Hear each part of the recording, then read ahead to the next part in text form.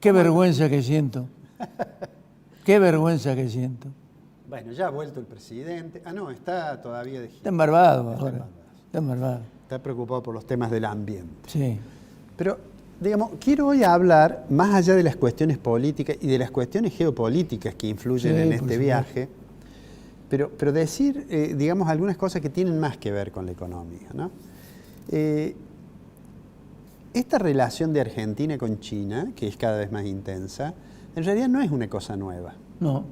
En realidad, allá por el año 70, los Estados Unidos cambiaron la estrategia que venían llevando desde fin de la Segunda Guerra Mundial. En realidad, básicamente, inspirado por Kissinger en el gobierno de Nixon, Sí. Después de la Segunda Guerra Mundial había aparecido ese fenómeno de la Guerra Fría, y desde 1970 en adelante los Estados Unidos resolvieron, digamos, reanudar sus relaciones con China, que era una forma además de, digamos, de acumular en contra de la Unión Soviética. En realidad, aunque los dos regímenes decían inspirarse en las ideas del marxismo, en realidad el maoísmo tenía una muy mala relación con el estalinismo. Entonces los Estados Unidos, Kissinger en particular, lo persuadió a Nixon de que había que modificar y que había que terminar con esa estrategia de no tener incluido a China. Eso fue en el 70. Argentina, por entonces, teníamos relación, como la mayoría de los países de Occidente, con Taiwán, no con la República Popular. Sin embargo, en un momento dado Argentina inicia relaciones diplomáticas con la República Popular China y por lo cual corta sus relaciones con Taiwán. ¿Quién hizo eso? Bueno, eso lo hizo un presidente de facto, que fue Lanusse. Lanusse tenía toda una teoría sobre las fronteras ideológicas y dice, bueno, siguiendo seguramente, digamos, la línea fijada por los Estados Unidos, digamos, reanudamos relaciones diplomáticas con la República Popular China. El paso siguiente que se dio, en realidad, fue otro presidente de una dictadura, Jorge Rafael Videla. Videla, en realidad, viajó a Beijing, es el primer presidente que estuvo en Beijing, e inició una relación mucho, digamos, diplomáticamente mucho más cercana con China. Eso Videla lo hizo en 1980. Ahora, en 1982, cuando el conflicto de Malvinas, los chinos se abstuvieron en el Consejo de Seguridad, a pesar de que Argentina estaba gradualmente inclinándose a mantener buenas relaciones con ellos. El siguiente presidente que tuvo relación fue Alfonsín. Alfonsín ya, digamos, tuvo hacia 1988, ya la economía argentina andaba con problemas. El siguiente fue Carlos Menem. También Menem viajó, recibió al presidente aquí, en fin, tuvo una relación bastante estrecha. De la Rúa, en ese pequeño periodo que gobernó, sin embargo, firmó un acuerdo con China para acompañar la incorporación de China a la Organización Mundial del Comercio. O sea, fue digamos, en ese sentido, diplomáticamente una ayuda para los chinos. Bueno, después fue Kirchner. Allí es bastante famoso una especie de blooper, digamos, en el 2004, después que estuvo en China, que se anunciaron inversiones por 20.000 millones de dólares. Bueno, eso algunos opositores comenzaron a llamarlo cuento chino, porque en realidad no se verificó esa proporción. Bueno, después vino Cristina. Uno de los temas que más ha generado discusión en Argentina ha sido la decisión de Argentina de permitir la base de observaciones que hay en el sur. En el sur. Porque ahí ha habido mucha discusión sobre si se resignaba soberanía o no. Pero bueno, eso ya quedó allí. Y Macri, contra lo que algunos creían, si bien en algunos temas se mostró un poco severo, por ejemplo, en las presas del sur, estuvieron bastante tiempo como frenadas. Las presas del sur son dos presas muy importantes que hace una empresa china, que debe ser la empresa más grande que hace presas en el mundo, asociada con la Cordobesa Electroingeniería. Claro. los dueños de electroingeniería es público, que trabajan políticamente para el kirchnerismo. Bueno, con Macri un poco se frenó, pero se empezó a hablar del tema de la ruta de la seda. De esa iniciativa china de, digamos, de conectar con un conjunto de estados, ya deben ir multipolarmente. Claro, deben ir como 140 países ya, ¿eh? Pero bueno, y eso finalmente se concretó ahora con esta visita de Alberto Fernández, ¿no? Entonces digo, bueno, en realidad hace bastante que viene. Yo diría, ninguno de los gobiernos se ha preocupado demasiado por insistir en que China está muy acusada de varias cosas. De tener una política ambiental depredadora. De hecho, China se ha incorporado como el milagro de la forma que ha crecido. Es la segunda, ya la primera economía del mundo. Y el costo en términos de ambiental es muy alto. Se ha incorporado a ese club de los países más desarrollados, que son los que más contaminan, ¿no? También se lo acusó por el tema de derechos humanos, se lo ha acusado, y ni qué hablar de que es una sociedad no democrática, ¿no? Ahora, ha sido realmente un milagro lo que hizo China. Y en ese sentido, yo creo, no está mal vincularse con una economía tan dinámica como esa, dependiendo obviamente de las condiciones con las que se haga. Nosotros ya tenemos, por ejemplo, un acuerdo, que es el acuerdo del swap con China, que es importante, que para el Banco Central es importante, pero China, claro, China es interesante ver esto, ¿no? China era una economía precapitalista cuando la gran marcha de Mao, y después del fracaso de Mao en aquella cosa que se llamó el gran salto adelante, se transformó en una economía capitalista, pero con propiedad estatal de muchas de las empresas, de casi todas, ¿no? Pero se abrió realmente al capitalismo. Y en realidad, fíjate vos que en 1978 China tenía un Producto Interno Bruto que era más o menos un tercio del de la Argentina. Y yo te voy a mostrar ahora cómo es ahora. Es decir, en 1978 tenía 150.000 millones de dólares de Producto Interno Bruto. En ese, más o menos, pongamos que Argentina tenga 450, es más o menos un tercio. Yo le voy a pedir al director que pongamos una placa que hemos preparado, que es esa que está allí. Ese es el producto per cápita. Fíjate vos, Argentina tiene 8.600 dólares anuales en 2020 y China ya tiene más, a pesar de la población de China. Digamos, el Producto Interno Bruto per cápita es el Producto Interno Bruto dividido la cantidad de habitantes, ¿no? Y la otra visita que hicimos, que yo diría, así como esta parece ser una potencia en ascenso, yo diría Rusia es una potencia, me parece, en declinación, más allá de los raptos zaristas que tiene su conductor, Putin, ¿no? Pero bueno, esa es la realidad hoy. Fíjate vos que China ya tiene más... Pero le voy a pedir que pongamos la otra, que esa nos va a impresionar, porque es el Producto Interno Bruto total, no dividido por los habitantes.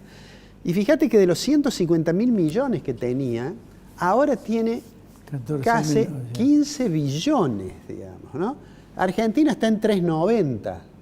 Argentina está más o menos igual, pongamos 400.000 millones. Y Rusia está en 1,5 billones, ¿no? Pero digo, ese impacto que ha tenido la economía china ha sido, en ese sentido, ha sido, por eso se habla de crecer a tasas chinas, porque después que se tomó la decisión de tratar de integrar la economía china al capitalismo mundial, eso generó esta expansión. Además se abrió el capital extranjero. La zona especial de China, que es el litoral y los bordes del río Yangtze, en realidad tienen un tratamiento muy especial las inversiones extranjeras. Entonces, bueno, hoy se ha transformado en una economía que era mucho menos que la Argentina. Ni hablar que Argentina, a ver, por darte un dato interesante. Antes de que comenzara la Primera Guerra Mundial, la del 14, el último año anterior, 1913, el Producto Interno Bruto de Argentina era igual al 50% del Producto Bruto Interno de toda América Latina, ¿no? Ahora, y era por supuesto la economía más grande de Argentina. Claro. Por supuesto, primero Brasil la desplazó, después la desplazó México, y esa economía que tenía un ingreso per cápita que era parecido al de los Estados Unidos y estaba a lo mejor en eso, entre los 20 o 25 primeros Producto Interno Bruto per cápita. Bueno, ahora está como en el 80. Es decir, el fracaso, en realidad el caso argentino es un caso de un fracaso digno de ser estudiado, como se ha estudiado el milagro de Japón o como se ha estudiado y se está estudiando digamos, la evolución de la economía china. Argentina era uno de los mayores exportadores de cereales del mundo y además el producto, las exportaciones argentinas, el comercio internacional argentino era más o menos el 7% del comercio mundial. Hoy no llega, creo yo, al 1%. Entonces, digamos, a partir de esto yo digo, bueno, puede ser interesante esa vinculación. Siempre y cuando haya ciertas garantías de simetría y siempre y cuando se tome en cuenta de que va a enfrentar Argentina cierta molestia de parte de otros países, por ejemplo de Estados Unidos o por ejemplo de Inglaterra. De hecho, en Estados Unidos ya se está discutiendo, los republicanos sobre todo, y se dice, bueno, Argentina ha firmado un acuerdo con el Partido Comunista Chino y es una amenaza. O sea, ahí hay un tema de geopolítica, ¿no es cierto?, que lo deberá administrar con cierto cuidado. Vamos a ver si esta vez se concretan algunas de las inversiones. De hecho, se han anunciado de nuevo muchas inversiones. Sí, 23.700 millones. Sí, pero hasta ahora, Ricardo... Siempre y cuando arregle con el fondo. Siempre y cuando arregle con el fondo. Bueno, eso es obvio. Pero fíjate vos que hasta ahora China, más que hacer inversiones directas, ha participado más que nada en financiamientos. Es decir, ¿cómo hace China? Dice, bueno, mire, yo le voy a dar un crédito para que usted haga tal vía de comunicación. Pero pone algunas condiciones. Dice, bueno, las condiciones son de que lo haga una empresa china. Claro. Eso genera muchos inconvenientes. De hecho, hay varias denuncias, en particular en África, de acuerdos. China tiene mucha relación con una parte del continente africano, y en realidad ha habido varias denuncias de que los acuerdos de los préstamos condicionados tienen cláusulas secretas, más allá de que en algunos casos ha habido escándalos de corrupción, pero como diciendo, bueno, condiciona demasiado China cuando te ayuda a financiar algo. Iremos viendo cómo sigue eso. Lo que está claro, y ahí sí hago como una nota al pie, por lo que vos decías que te sentís avergonzado, es que las declaraciones públicas del presidente a veces aparecen poco serias.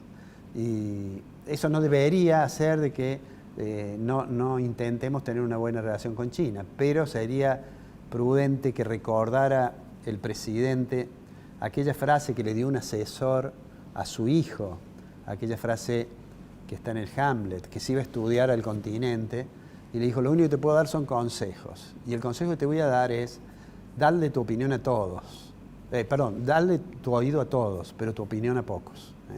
Es decir, escucha a todos, pero ten prudencia cuando hablas.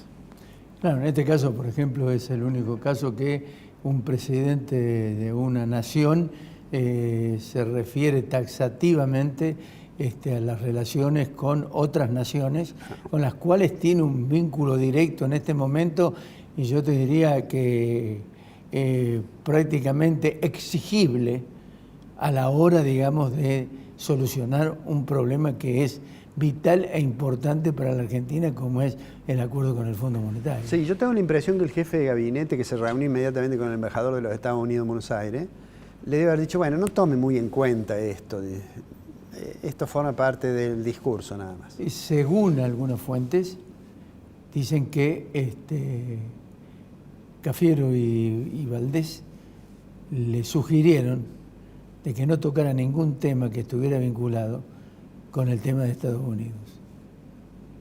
Pero no les hizo caso. Están desbocados Fernández, que realmente puso no solamente en aprietos una futura relación y acuerdo con el fondo, porque ya el fondo se ha expresado con respecto a ese tema, ¿no es cierto?, sino que pone en evidencia también la falta de capacidad, de intelectualidad y la falta de, yo te diría, de ética y moral a la hora de definir situaciones.